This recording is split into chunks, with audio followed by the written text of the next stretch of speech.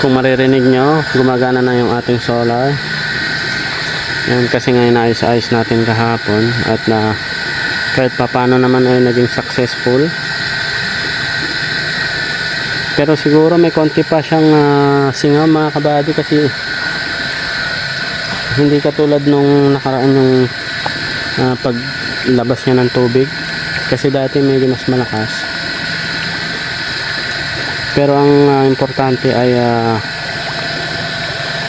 napandar natin siya at makakapag pa-overflow tayo ulit, kasi bali dalawang araw o magtatatlong araw nang hindi tayo nakapag-overflow, kaya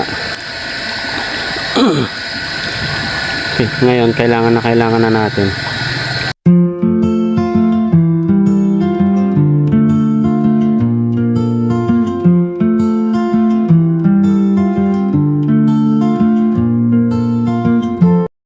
Good day mga kabady, 9:45.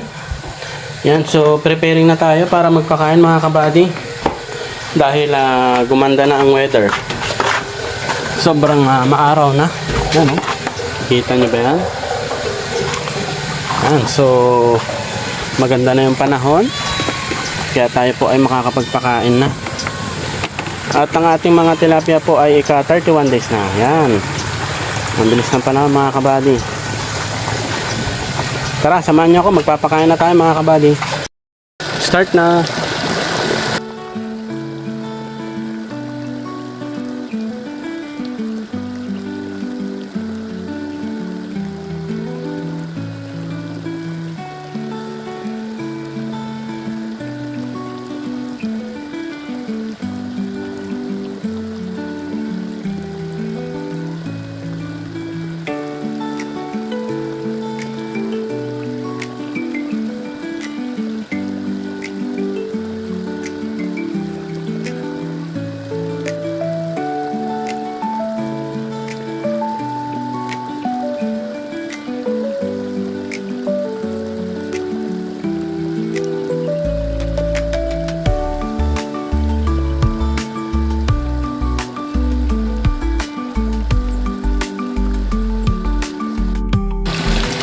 Yan, so may natira pa mga kabady, mga 300 to 500 grams.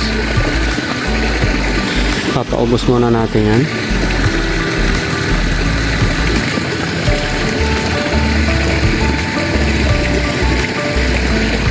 Bali kaya konti dito mga kabady, kasi nakakalat sila, kasi nga floating pellets na to. Tapos hiwalay-hiwalay yung kwan, kaya na-spread natin na ihagis.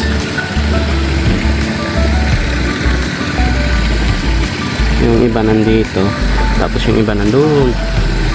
Ganda na ng panahon mga kabady, oh. Kahit pa medyo may ulap-ulap, pero yung ulap na hindi nagdadala ng ulan yan. Pero kahapon makulimlim na nung nagpakain tayo ng mag-aalas 5. After mga 30 minutes lang siguro mga kabady, umulan. Pero buti naman ay walang lumutang sa kanila.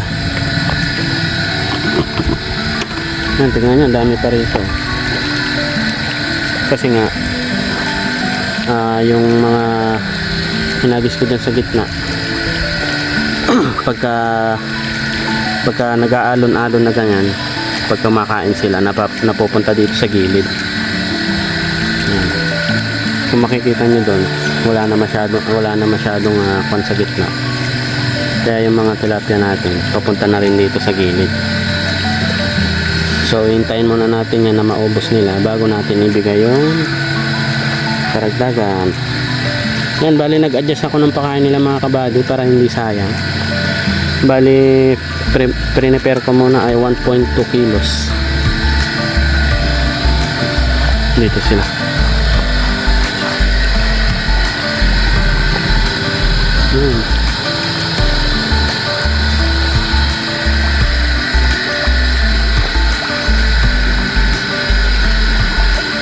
Tapos kung maririnig nyo, gumagana na yung ating solar. Yan, kasi nga inaayos-ayos natin kahapon at na kahit papano naman ay naging successful. Pero siguro may konti pa siyang singaw mga kabady, kasi hindi katulad nung nakaraan yung paglabas niya ng tubig, kasi dati medyo mas malakas. Pero ang importante ay napandar natin siya at makakapag pa-overflow tayo ulit, kasi bali 2 araw or magtatatlong araw nang hindi tayo nakapag-overflow. Kaya okay, ngayon kailangan na natin. Ayan, nandito siya. Ayaw naman natin na umabot sa point na maapektuhan pa yung isda natin bago talaga tayo gumawa ng aksyon. So kapag kaya natin gawan ng paraan, gawan kagad ng paraan, kasi nga hindi tutulad ng ibang alaga or business na kahit ipagpaliban mo okay lang, pero ito hindi po pwede, may buhay po kasi ito.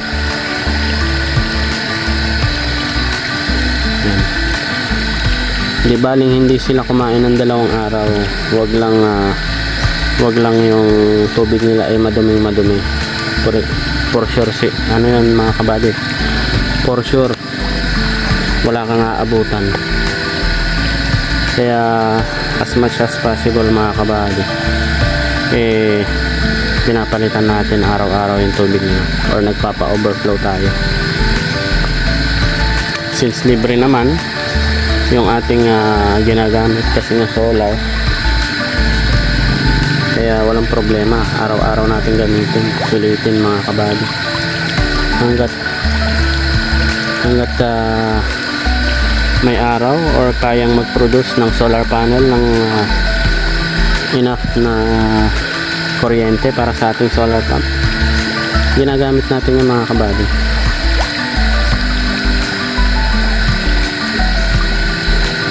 Yan. So halos ubos na nila mga kabady. Meron pa pala dun sa kabila, pero yung dito banda pa ubos na, konting-konti na lang mga nakalutang-lutang.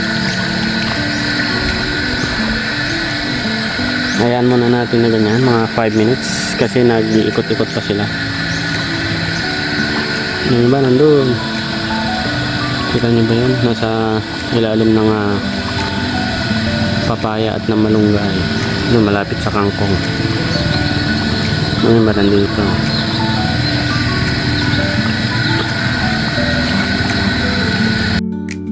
Yan, so halos ubos na nila, konting-konti na lang naman na yan, kayang-kaya na nila. So ihagis na natin itong natira. Yan,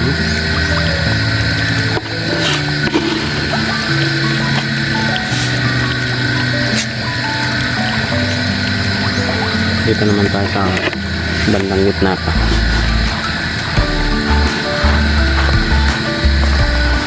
Medyo madulas dito ngayon sa likod mga kabady, gawa nga ng pag-ulan-ulan.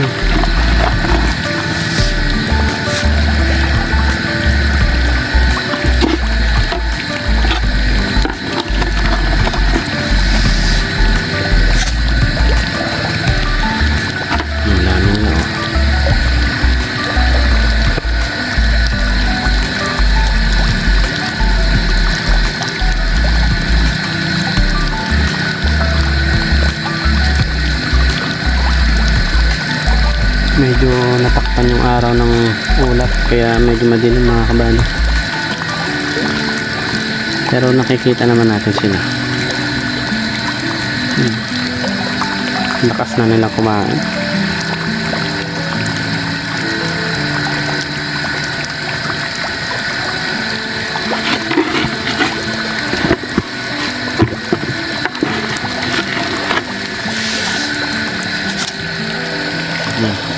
Parating yung iba.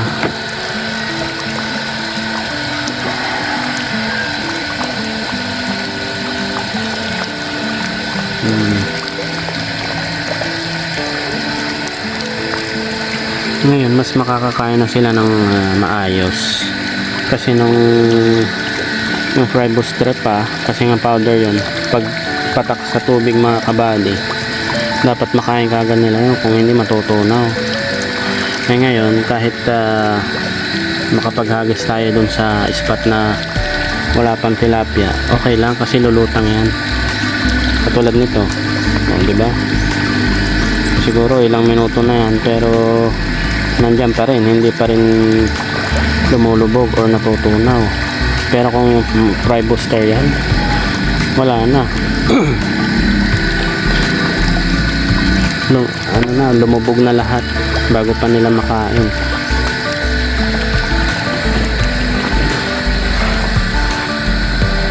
So may konti pa, try natin dun sa kabila mga kabali, malapit dun sa hagdan. Ang dami nila dyan sa kangkong. Lalahat mo na ito mga kabali. Dito ang dami nila dito.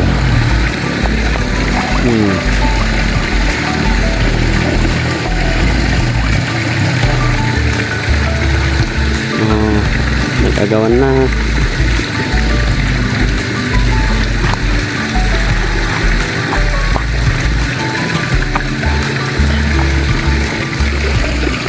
Yun o, meron pa rin yung red tilapia, parang dalawa pa yung nakikita ko mga kabady.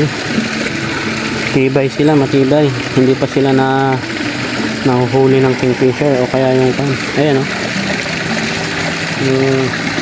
Pero ito mga kabady, parang hindi siya tilapia, iba rin yung ng buntot nya, para siyang may hiwa sa buntot, unlike ng tilapia na parang pamaypay, pero yung buntot nun parang magkahiwalay. Yun o,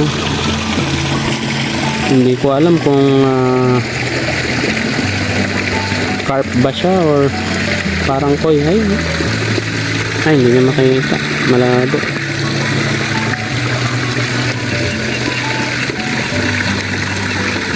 Yan, maitim sa ulo mga kabady. Ayan o. Yan. Hindi ko alam kung tilapia ba siya or ibang species ng isda.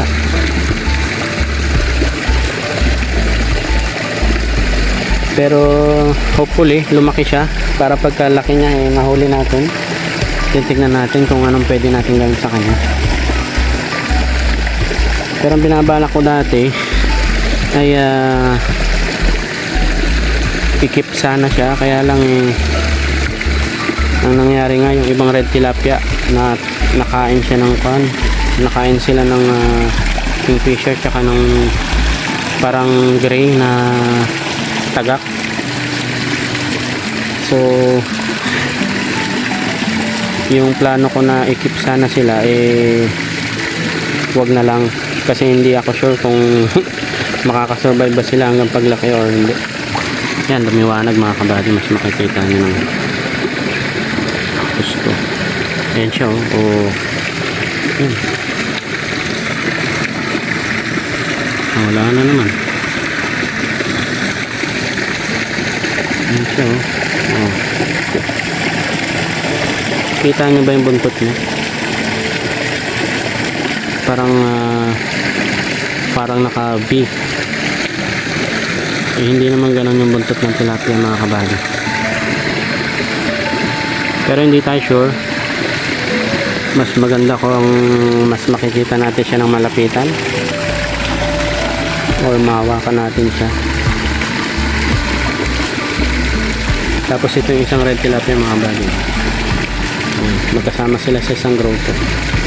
Ito sure ako na red tilapia, kasi kasing hugis yan ng mga tilapia talaga pero yun hindi ako sure.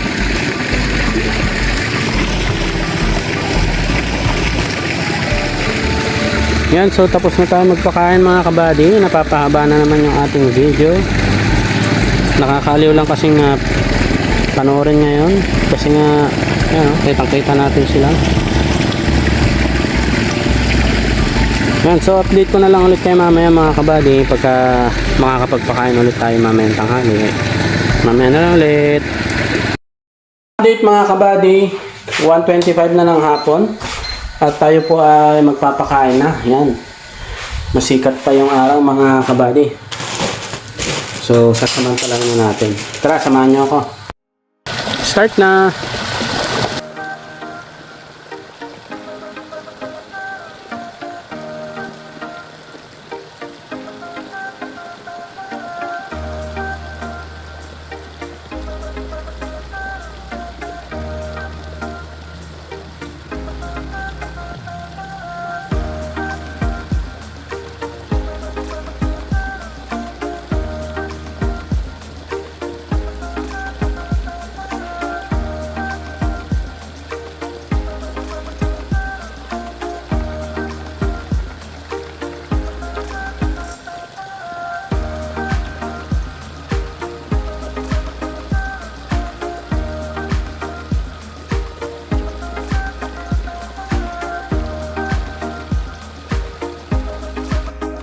Yan mga kabady, may natira pa na 200 grams.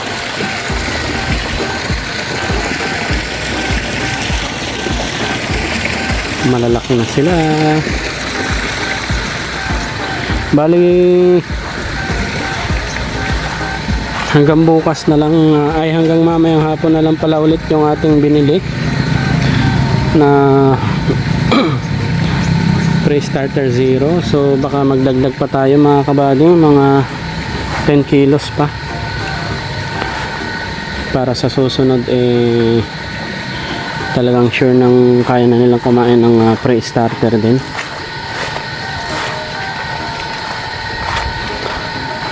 Kasi yung pinapakain ko ngayon ay nasa 1.2, so 3 beses sa isang araw.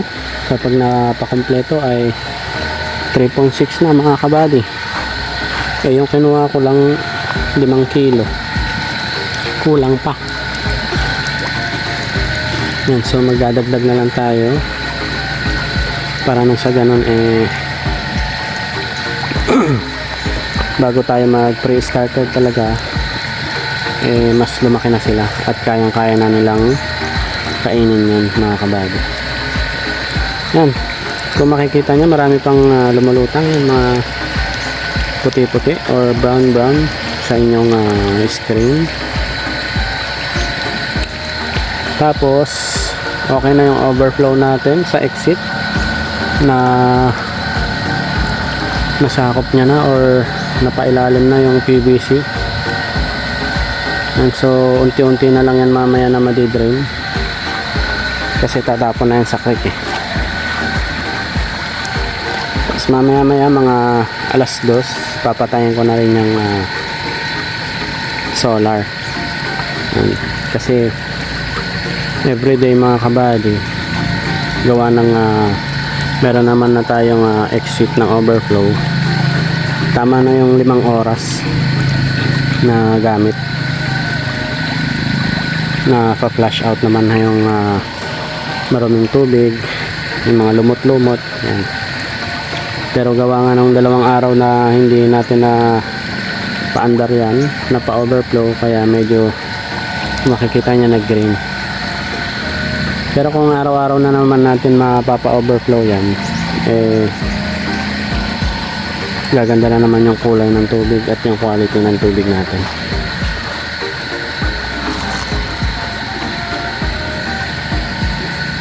Tapos yung panahon maulap pero sobrang init, pero hindi pa yun yung ulap na nagdadala ng ulan. Tapos dito banda malilim na nag-iba na naman position ng araw. So dati mga ganitong oras maliwanag pa dito or hindi pa nalililiman, ngayon malilim na sila.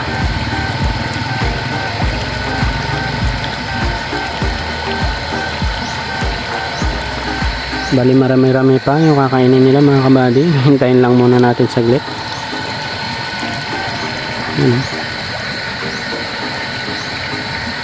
Yung iba nasa ilalim lang. Tapos bigla silang aangat pa. Sabay-sabay. Tapos kakain. Tapos mamaya-maya na naman lulubog na naman sila.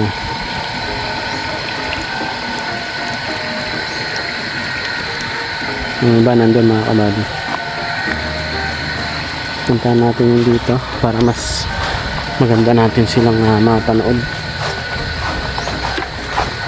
Mas laging nakalutang yung mga malapit dito sa hagdan. Nandito malapit sa kangkong mga kabady yun.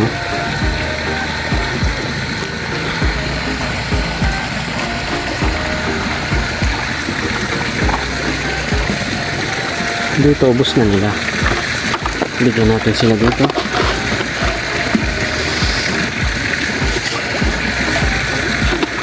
Ayan.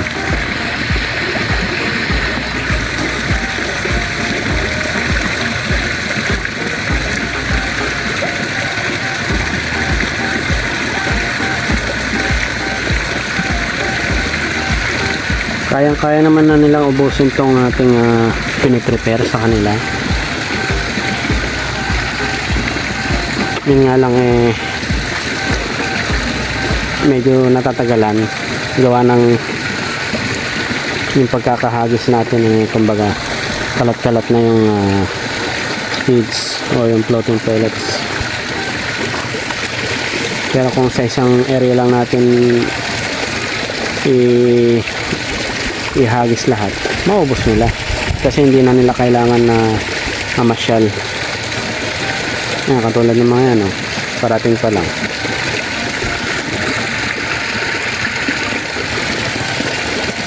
Kapag nasa isang area lang sila, ubos yan.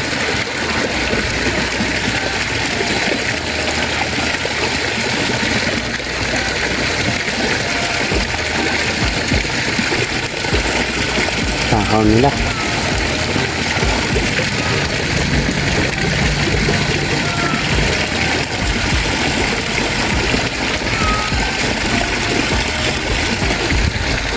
Ayan ang iba parating na kasi yung doon baka ubos na nila kaya yung iba nagpupuntaan dito.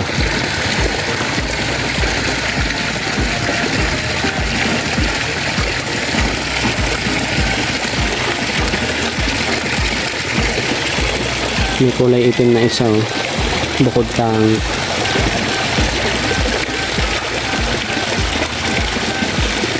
pero palangoy-langoy lang siya, hindi siya talaga kumakain. Ayun, kumakain din pa isa-isa.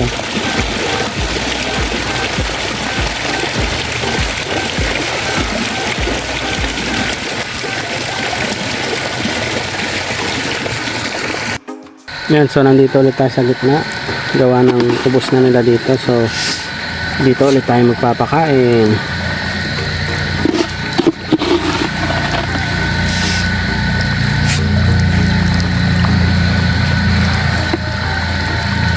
Wala pa sila. Ayun. Sinalubong na nila.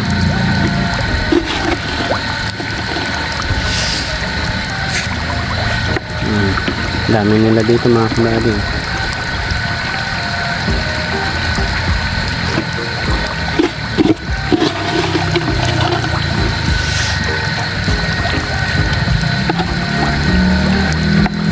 Parating pa yung iba.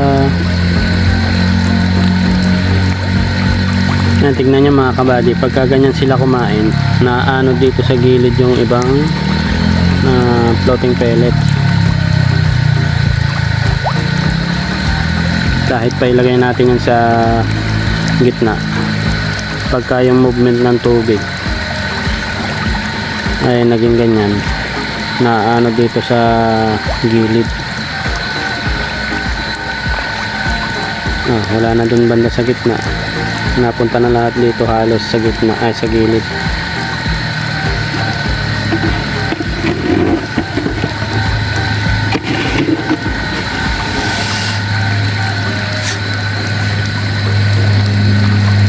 Pero maubos nila mga kabady.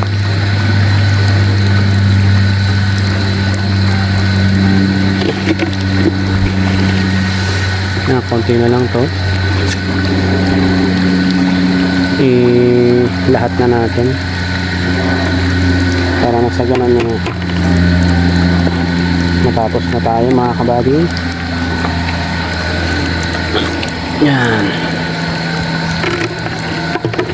Oh, di ba?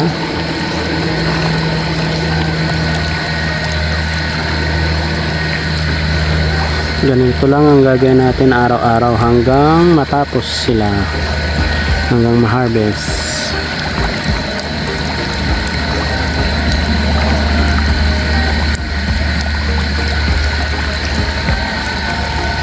Yan mga kabady, so naibigay ko na lahat ng pagkain nila.